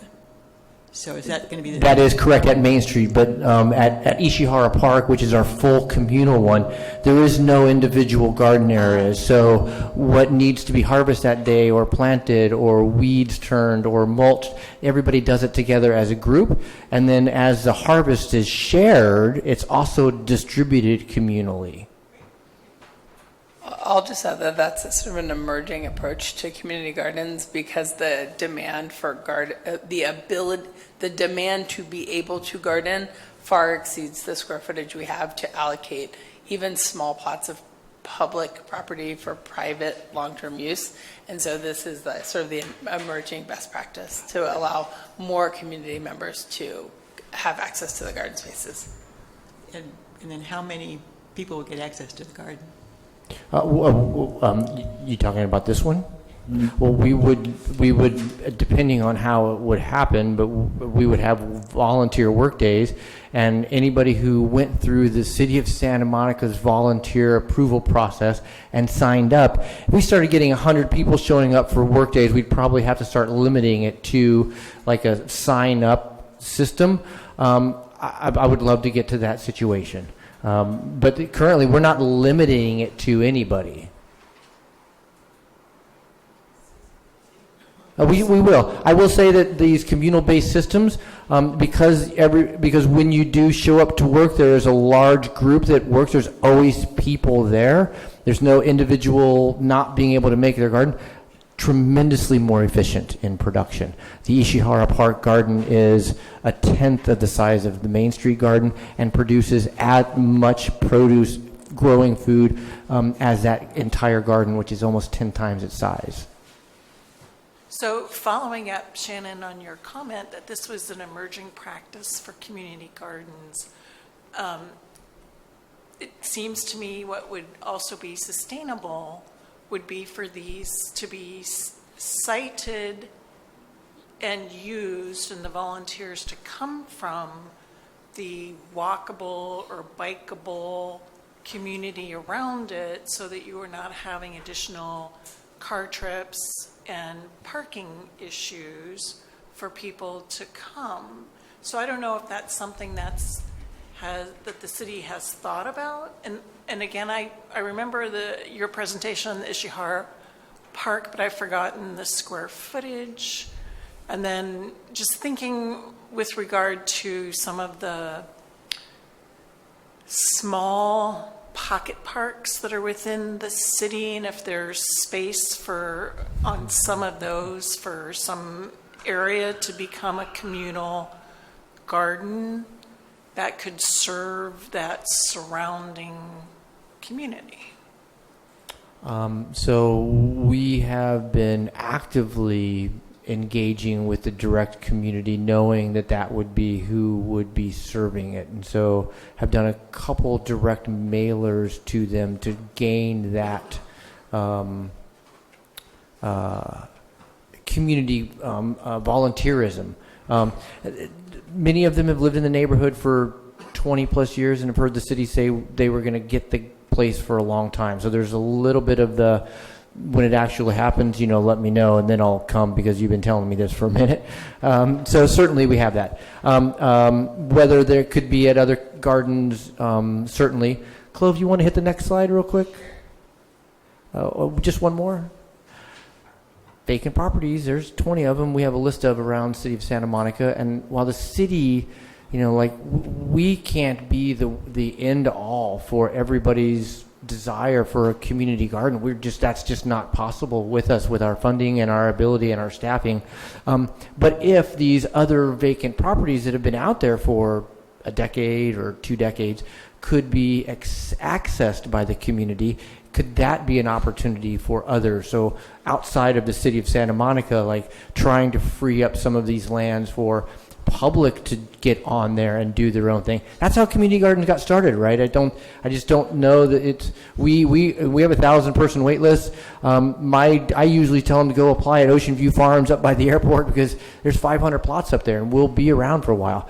But that is why we've also talked so much with the airport conversion about the opportunity for these larger space farms. There's groups in Orange County that have farms where they just grow food for the needy.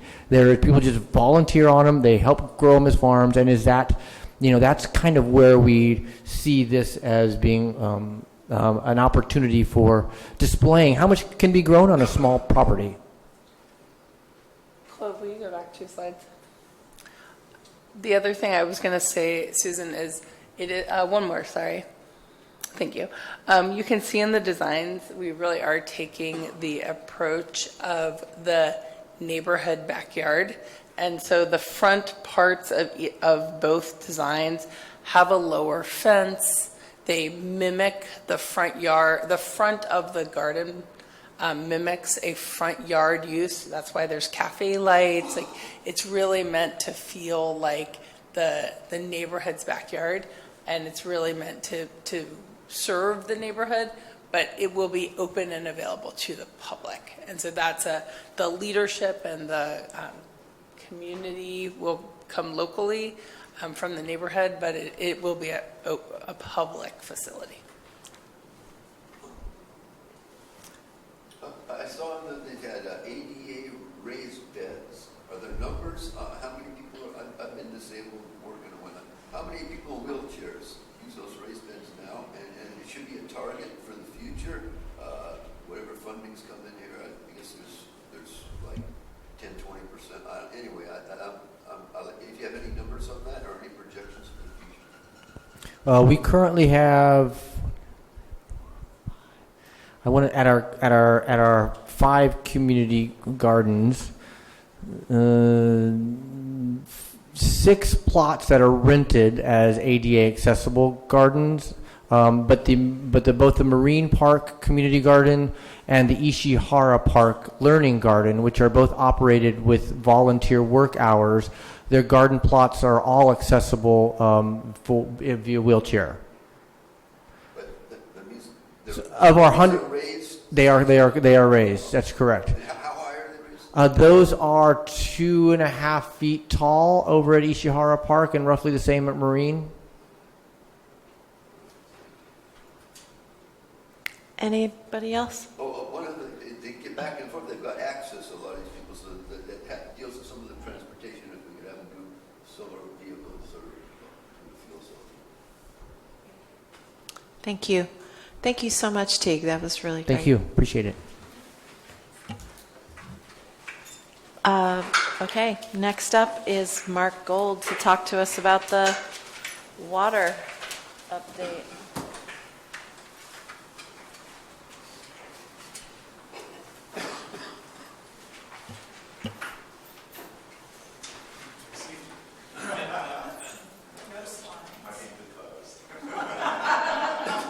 Not today, but we take it. Yeah, I want to thank Judy for sticking me with this. I never thought your words would be on the LA Times. I know. I didn't even talk to that reporter either. That's what's so funny. That was all from the actual meetings. Met's in swell shape right now, in case you haven't noticed. And there's a lot going on. So the big thing last week was the Delta Conveyance Project vote on whether or not to allocate $141.6 million for geotechnical work as well as additional environmental planning work. And it was a squeaker, 34-1. I kept expecting someone to tell me from Santa Monica, we don't want to lose 34-1, but that's kind of how it was. But there was a few off-ramps to the vote to protect Metropolitan. The biggest was one that I know David would appreciate, which was the way it was originally written. The board was asked to sign off on the CEQA document in perpetuity. And luckily that was changed to have it only be for the next 2 years of while the geotechnical work and the additional planning is. But you're just like, you've got to be kidding me. Anyways, it was that kind of thing. And I had a laundry list of about 10 different issues that I felt needed to be addressed. Among them included, I won't go through all of them, 10 ongoing lawsuits on the CEQA document for the project. And depending on what the outcome of those lawsuits are, that could change what Met decides to do. Another example is that, if you haven't heard, Metropolitan Water District has been not in the best fiscal shape. Contrary to urban legend, what breaks an agency like Metropolitan Water District financially is wet years, not drought years, wet years. And so the fact that the City of LA, as an example, has not really purchased Met Water in the last 2 years has been about a $600 million hit to their reserve. And so they're hovering right around 300 to 350 million in reserve. Their minimum is 300. And so what I was basically saying was, if we're broke, why are we agreeing to pay for $141.6 million? Why don't you wait until after we approve the budget for the 25-26 year? And what's really interesting is looking around the table, everybody's like nodding their head yes, but nobody's doing anything about it. And it just shows you the amount of political pressure that's put on these Met board members to vote the way that they did. And so it's disturbing to see that to that extent. There were a bunch of other different issues as well that I won't really get into, but those were ones that I would have thought that at least the financial ones would have been one that they would have added as an off-ramp to really protect themselves. The other thing that I think is deeply disturbing is the farmers haven't signed off on it. So you don't have Kern County. And so, because why would Kern County ever in their lives pay for water at that price when they can get it for a lot cheaper? For those who don't know, Central Valley Project water is basically free for anybody. No exaggeration. It's free. U.S. Bureau of Reclamation doesn't, in essence, charge for their water.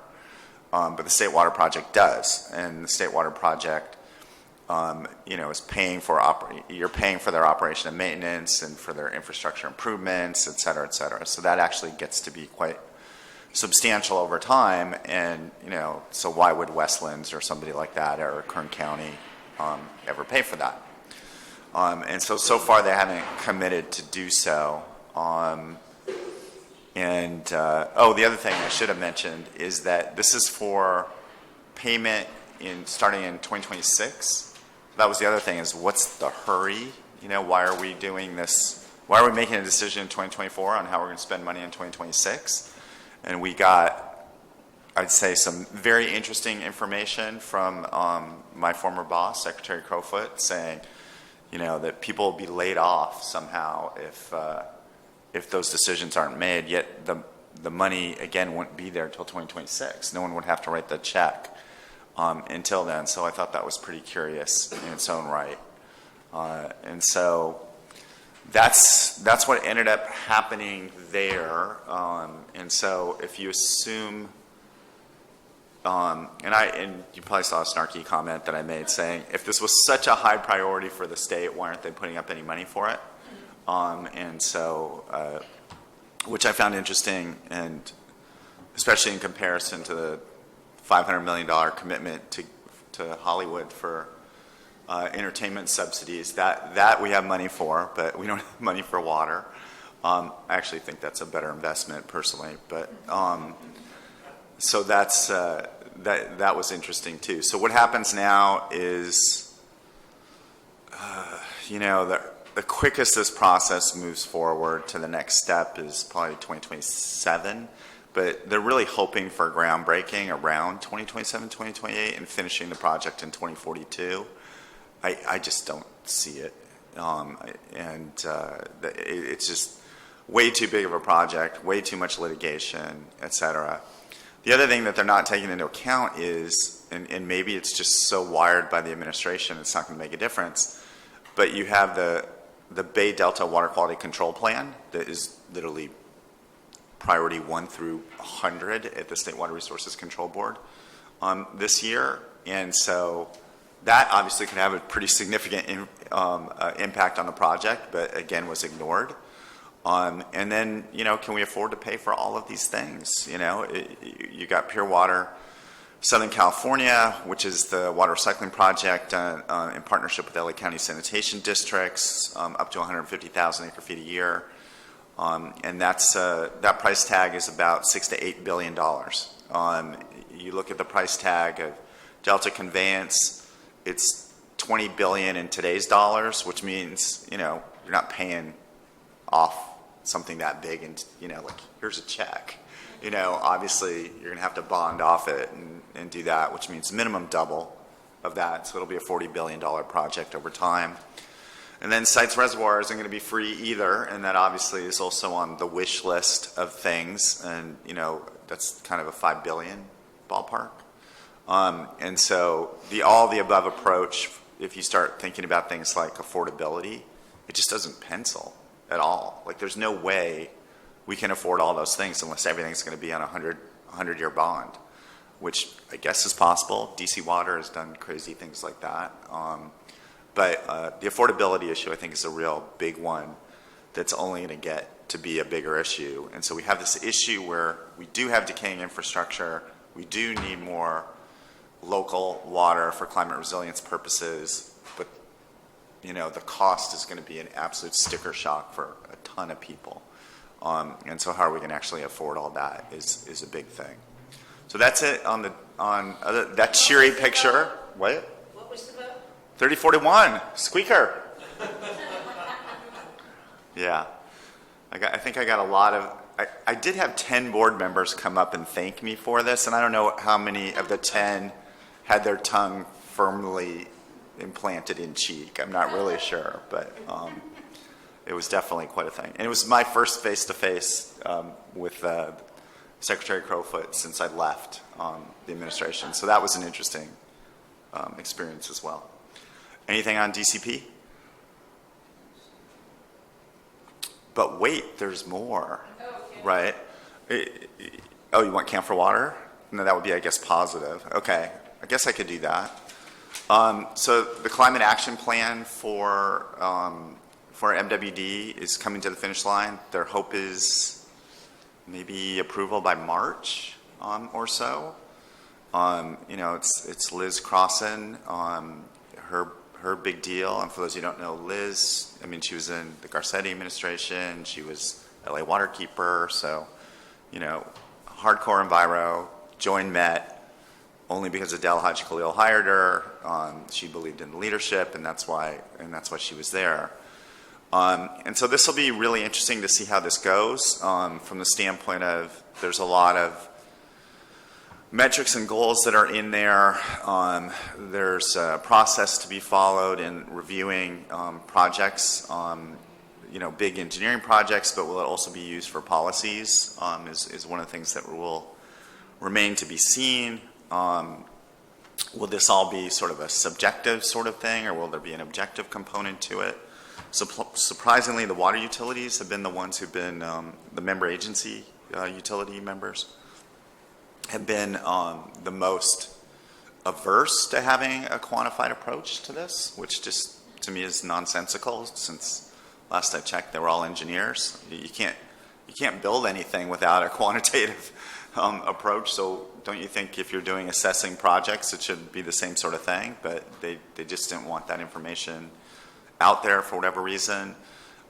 With the change, which I'll get to in a minute, on the HR side, with Adele Haji Khalil being on, it seems like, indefinite paid leave, the way this thing is going, and I'll get to that in a sec, there's a really, the reorganization of how to deal with Camp for Water is that the engineers of the member agencies are the ones who are basically, signing off on the application approach, which I thought is pretty interesting. They're also doing the business. The other thing is they've sort of separated out the business plan, and the business plan is absolutely positively now being led by staff and the engineers from the member agencies. So I thought that's interesting, was that the business plan was part of Camp for Water before, and now with Adele being gone for the last 6 months, they've now moved that to a separate track. And so that's pretty controversial in its own right, and I think is quite worrisome, from the standpoint of really coming up with really innovative approaches of the business model. I'd be a little bit wary of the people who are working on it. And what was interesting is... By staff, do you mean motion for Todd or someone else? No, it's Devin. Devin, okay. Yeah, Devin Apudia. And so, again, that vulnerability issue that I was telling you about was that, and this was the end of, Judy's term, was that, we knew the business model had problems, but we didn't know it could drain the entire reserve in about 2.5 years because of the way it was set up. And so a lot of that has to do, and we've talked about it in this group for 20 years, is, if your funding is all based on volumetric, you're really vulnerable. And we all agree, we all believe in conservation, God knows. And for me, block tiered rate structures that if your city attorney had the spine to do it would be a lot steeper than what they are. But you can't have 100% of your revenues be based on volumetric. You're gonna completely screw over the city or the water district to do it. And so then you get into the issue of what your fixed cost is and what it should be. And City of LA is taking the posture of there shouldn't be any fixed costs, which is yeah, whatever. That doesn't make any sense.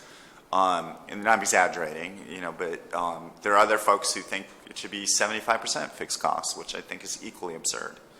But, whatever that right number is, whether it's a third, 40%, 50%, but clearly that has to change. There has to be, and so that'll be a big part of the business model. But the affordability issue is another thing that I just would be really worried about, because MET and affordability don't generally go together on innovation for sure.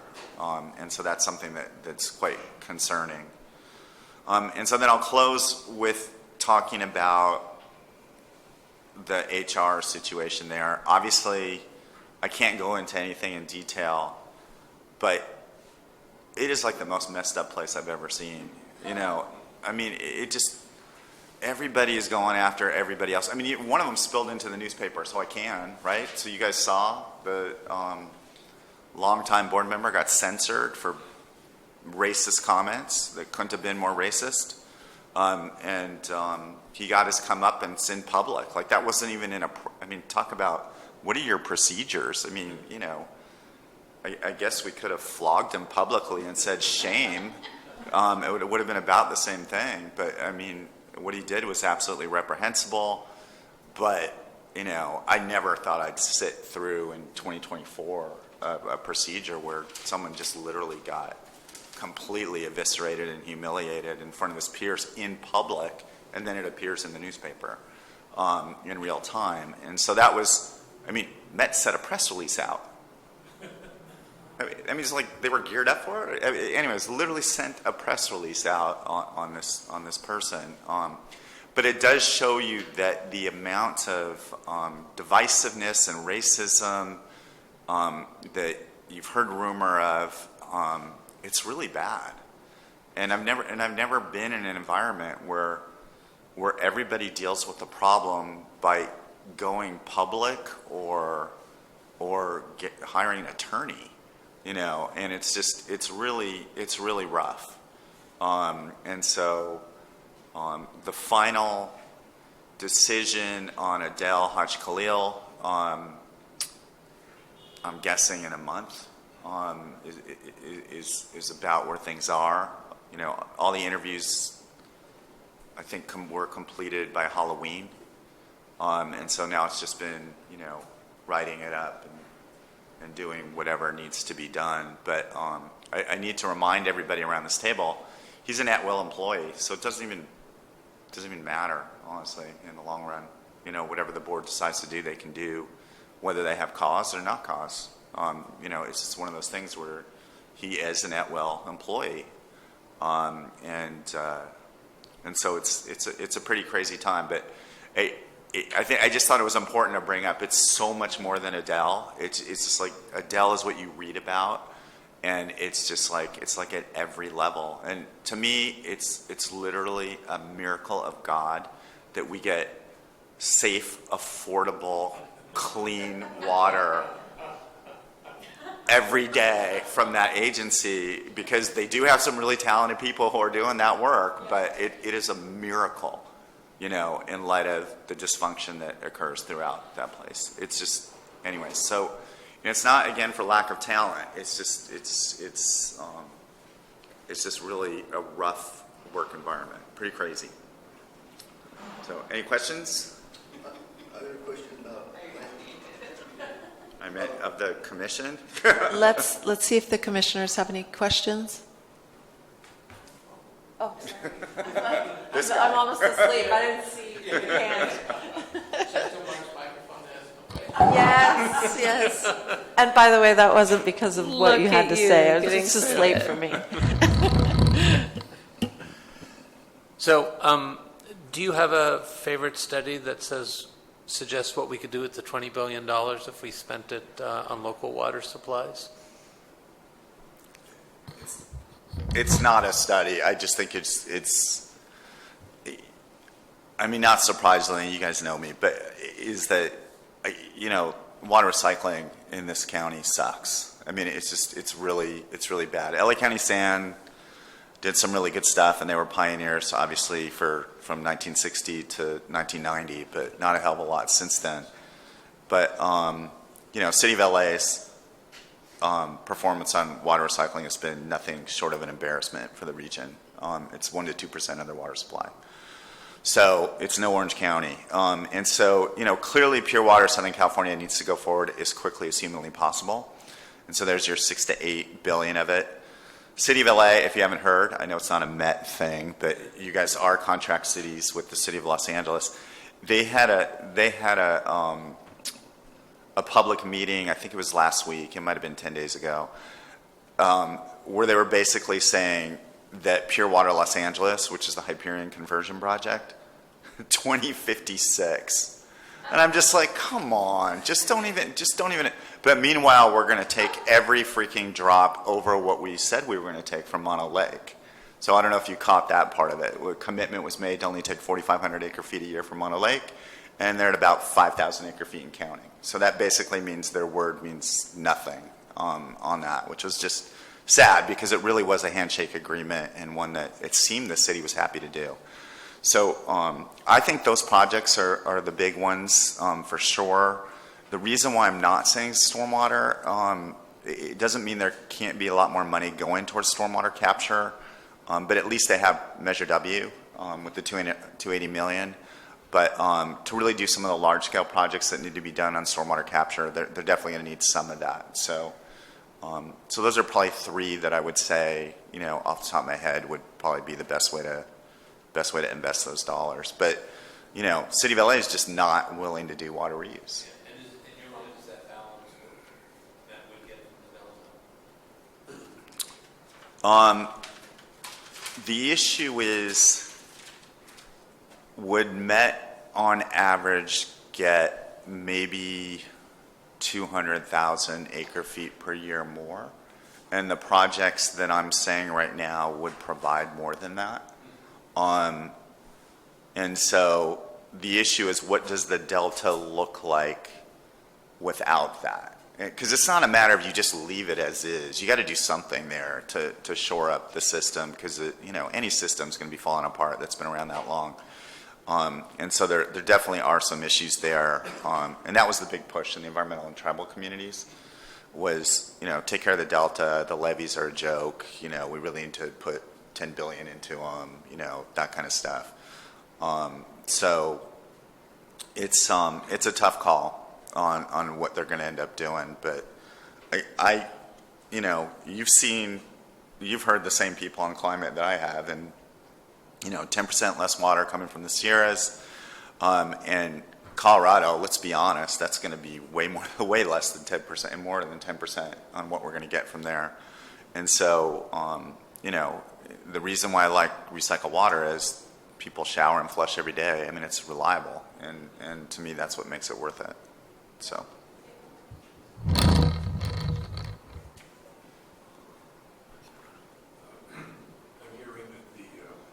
I'm hearing that the mantra in Sacramento this next term is going to be affordability above all, because people are scared about, LCFS.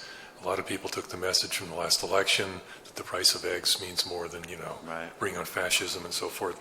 And that, well, I'm not kidding about that either. I know, but that's such a great quote. I'm wondering if that's so, how is that? Yes. I'll sign it. How is that? If that's so, how's that going to affect what you're talking about at the Met, particularly with respect to the Delta Tunnel? If you haven't figured this out, there's two different sets of rules, man. Just when it comes to water, this administration's as conservative on water as any administration we've ever had in history. And so, the stuff that they're saying they want to invest in all costs a fortune, right? And so it's sites, and it's the Delta Conveyance Project, and it's the voluntary agreements on the Delta, and you add all of those things up together, and especially over time, you're way over $50 billion, right? Yeah, but he's only here 2 more years, dude. Newsflash, making decisions for, your grandkids, is basically what's going on right now. And that's what's so disturbing. It's not, so the affordability discussion has to do with, if you're introducing a new bill, it better not cost anything, right? But for the stuff that they've already tripled down on, forget it. And, you've seen this administration would rather invest in those sorts of things. I mean, the VAs was like all anybody talked about for the 3 years I was there. I swear. You would think there were no other water issues other than voluntary agreements. And now they've rebranded it, but I'm never going to say whatever that rebrand. It's something like wonderful watersheds for unicorns and rainbows. I don't know. I mean, it's something ridiculous like that. but it's the voluntary agreements is basically what it is, and that's where it is. You haven't seen the investment on recycled water. We had a $90 billion surplus, and we didn't invest in a significant way on water recycling. We just didn't, and so that's just so I think consistent in that approach. I think the governor has been that way since he came in, and he has not veered from it.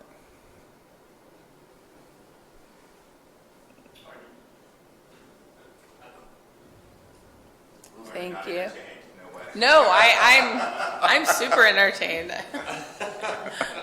Go ahead, Harvey. Slightly nervous, but totally. We've got one other question. If you, I discussed with you several years ago about running dams was off-peak and storing them underground and water. Recently, there was 2 articles in the LA Times, one about the drought, 1,200-year drought that we're in, and the other about sinking land in the Central Valley. Right. What percentage of that storage thing that we discussed, and I don't know how significant it is for pump storage, or what are the other implications of that for groundwater? It's definitely. I mean, here, for those of you who don't know, the overdrafting in the San Joaquin Valley has been completely out of control for 100 years, so a couple things that are a little bit of light in here, which is it's definitely being discussed a hell of a lot more at DWR on let's steer more of the water into areas that we can enhance our groundwater augmentation, so our infiltration. There's been really super cool work from Stanford professor. You probably remember her name. I can't remember her name off the top of my head. But she has identified, using some pretty sophisticated techniques, where those areas are that you get maximum infiltration benefit for groundwater. And so there need to be projects starting to be focused on doing that.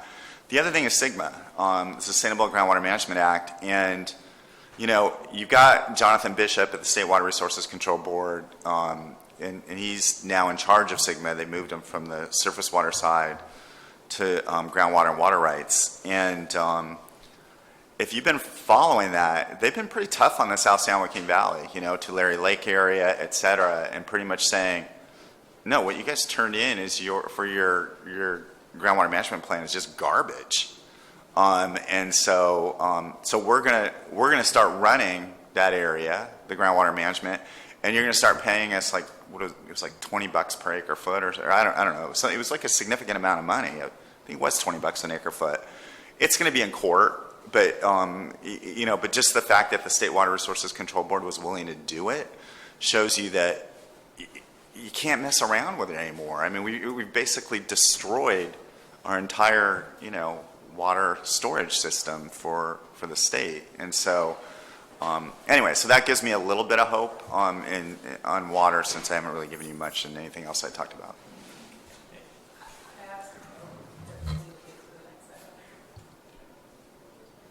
the next item is adjournment. Is that your hope? No, there's one. All right, I don't know where to fit it in here. I'm gonna throw this under the other administrative item. I wanted to make sure that everybody knew that we have 4 new council members in Santa Monica. So just making sure Dan Hall, Ellis Raskin, Barry Snell, and Natalia are all new. We have a new mayor, Lana, and our city manager has announced that he is leaving effective in the beginning of February. He's headed back to Berkeley to be the assistant city manager there. So open recruitment for that position. The timeline has not been posted, but I thought it was important for everyone to understand that significant shifts in the leadership landscape in the city. Thank you. One of the things that I've been offering as a point to that is that this year we're celebrating the 30th anniversary of the Sustainable City Plan, and we've done that through changes in our council and changes in our mayor and changes in the governors and changes in federal administrations. And so the work that we do collectively will remain consistent and forward-facing, but I did want to remind everyone that that was happening. Can I, was there Sure. any important environmental plank in the winning law?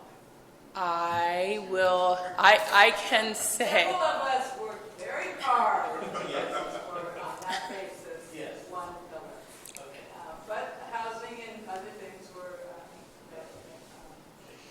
All let's put it this way, they are more open to your inputs in a way that would be really. Well, there were no big themes. You can get a presentation from the council. Yeah. These guys sometime early, like in the next few months. So all four of the new council members had sustainability or climate action specifically listed on their platform, if that's an indication to you. And then my office will be taking a presentation to this new council in the end of the winter, updating them on the 30-year history of sustainability in the city and highlighting our 3 priority areas around water self-sufficiency, zero waste, and carbon neutrality, and some of the signature projects that we have coming up, just to orient them to what some of our previous council members have called the DNA of our community. The one thing I say about that quote is that you don't often think about your DNA, even if it's there, and we want them to be thinking about us. So that's the plan. All right, well, let us know when We will. that's happening. Judy and I could be sort of the fossils that they I should add that tomorrow they'll also designate the Clean Power Alliance roles. And Correct. It looks like Caroline will continue as the board, she's going to be first alternate, and we're pretty sure, I'll testify to make the support of Colleen being the continuation, Ted Watson, but second alternate, I know Alice would like it, he's an environmental lawyer, planning commission, so we'll see, but I don't know whether, I talked with them this weekend, so you should know that that's kind of, It's 16 item. If you would like to go to council at 1 a.m., you're welcome to. All right, that's it for me.